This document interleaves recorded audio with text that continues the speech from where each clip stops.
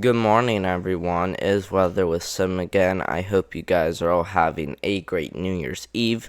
And in today's video, we got something very important to talk about, and that includes lots of these storm systems are going to be moving across different areas of the United States. So not just the South, but also parts farther north than just the southern United States.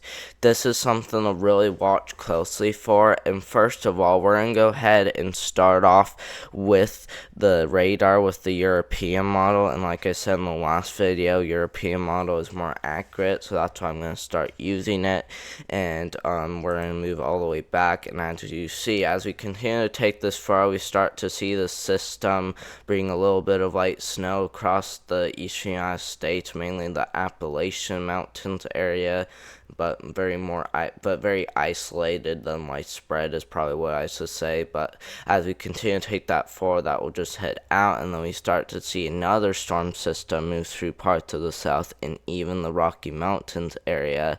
This one will head out pretty quickly, but then this one continues strengthening, which will bring some mixed precipitation across Indiana, Illinois, and Missouri, and even back through parts of Kentucky, and then we'll start to see more of this like rainstorms move through parts of Alabama, Georgia, and even Tennessee. But as we continue to take that forward, that will finally head out, and it will still bring freezing rain and snow to parts of the Ohio Valley and even the Mid-Atlantic. That will continue up the northeast, and we could see a nor'easter with this because of how heavy the snow could be. And then as that finally heads out, we start to see another system move through, and just look at this one, guys. Wow, this one seems to be very, very, very active. Okay, and let's see, we're heading about 210 hours out with this system, so this is definitely gonna have to really be watched closely. Okay, and I'm not joking about that. This is gonna have to really be watched closely. So and it looks like this heads all the way out. It looks like this heads all the way out to January 8th, which is about a week and 1 day out from now. So I would definitely watch this storm closely before the end of next week. So make sure to watch this closely, and also be very cautious of what could happen. But next, we're going to look at tropical tidbits, but this time with the GFS model. We haven't took a look at this for quite a while, so that's why I wanted to take a look at it. And as we continue to take this forward, we're going to go ahead and take this forward. And as you guys can probably see, we start to see this big system right here kind of move through the Appalachians area, kind of like what the European model was showing, but the GFS model is kind of showing more of a widespread area of snow. But as we continue to take that forward, the GFS model just shows it completely dying down before it even moves out. And then as we continue to take this forward, we could see a pretty good storm across places like the south. The GFS model is showing it being super strong at this time instead of being super strong in Florida, but I kind of agree with the European model a little bit better that this storm will really strengthen as it moves into Florida and even out of the ocean is probably what I should say, or move into the ocean rather. But as we continue to take that far, that storm system will finally head out, and it will probably bring a little bit of snow to parts of Nova Scotia, and as well as Maine too as well, but mainly Nova Scotia is the area. And look how low that low pressure system is, only 966. So I would definitely really keep an eye on that area if you do live in Nova Scotia, but I don't think any of you guys live there. But if we continue to take this forward, we'll see another storm system move through these areas, and the GFS model is showing more in the way of active storms and snowfall farther north with this system, and it's really showing that snow band really getting heavy out there across Pennsylvania, Ohio, West Virginia, and as well as Virginia. And also look how low that low pressure system is too as well. But as that finally heads out, we'll see another storm system system move through, and this one might be able to bring a severe weather threat. And even those other few systems that move through, and that includes the south, and as well as these other areas like the Ohio Valley, the New England area, and as well as the southeast, we could see a severe weather threat develop in those areas, but it sounds like the Ohio Valley could see a severe weather threat as we do head into January 9th, as you can probably see. So we'll have to watch for a significant severe weather threat with one of these systems. Even if we don't, that will be good news, but this will still bring very heavy rain, if why not a few big rumbles of thunder. So we'll have to watch closely with these storm systems, like I said. But if we continue to take that forward, that will finally head out into parts of Maine and then back through parts of Nova Scotia. And as we continue to take that forward, we'll see another system move through the Ohio Valley, but this time it mainly brings snowfall to parts of Illinois, Indiana, Michigan, and Ohio.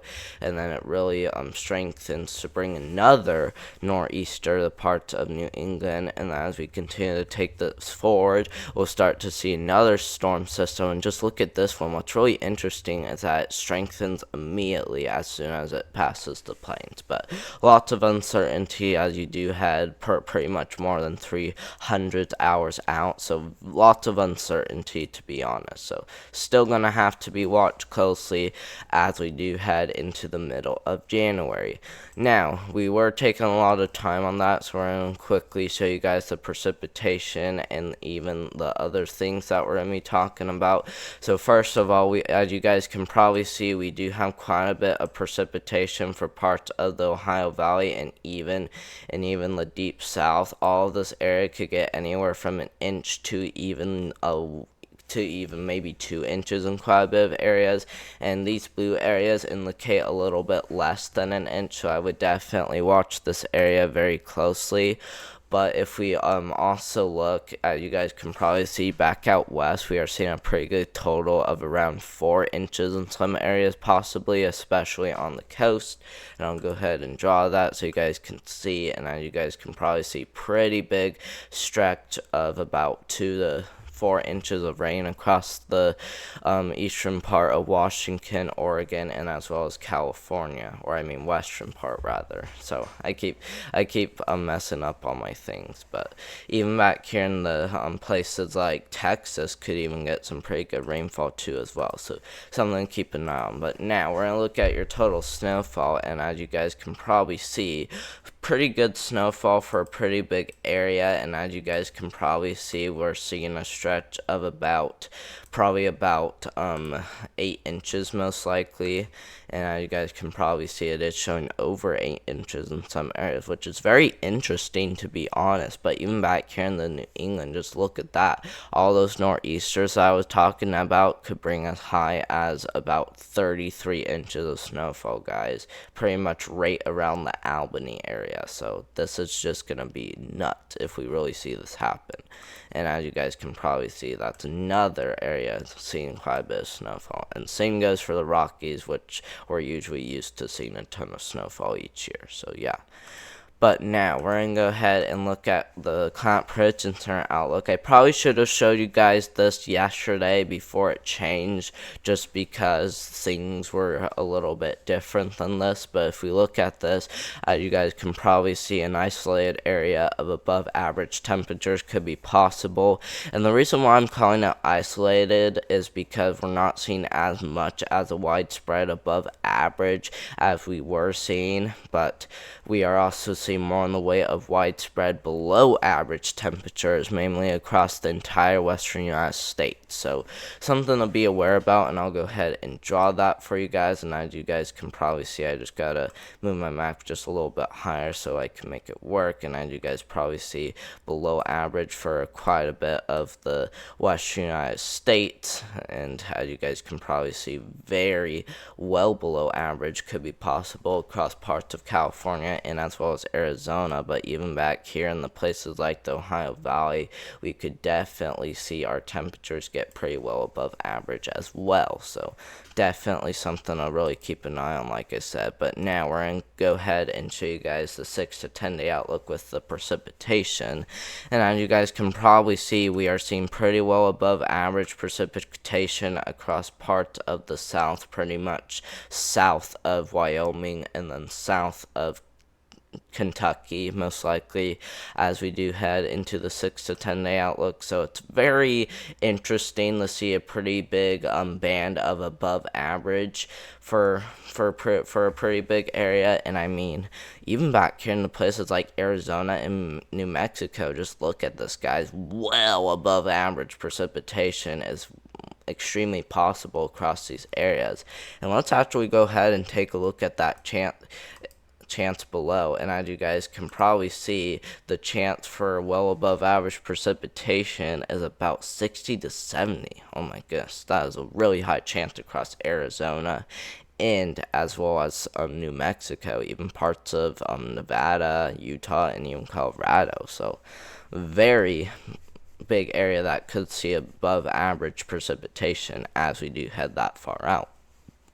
And now we're going to just quickly show you guys the 8 to 14 day outlook. And as you guys can probably see, things do change quite a bit. Just look at that. Very well below average temperatures across places like Phoenix, Arizona.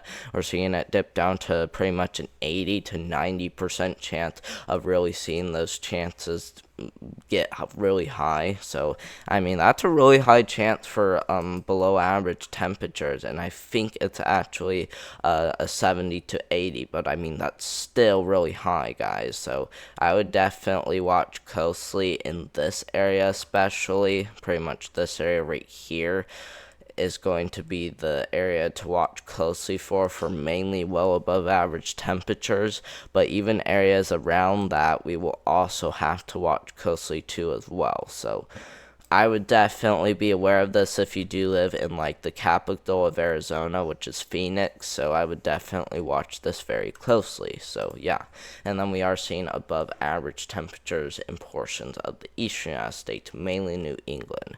And now as we do take a look at the precipitation outlook, pretty much the entire United States is seeing above average precipitation, and especially the west coast. Yeah, parts of the west coast, it's kind of seeing a chance for above average precipitation. Not a very high chance, but like a slightly above chance. And then the east coast is seeing the best chance for above average precipitation. And same goes for places like Colorado, New Mexico, Arizona, and Utah.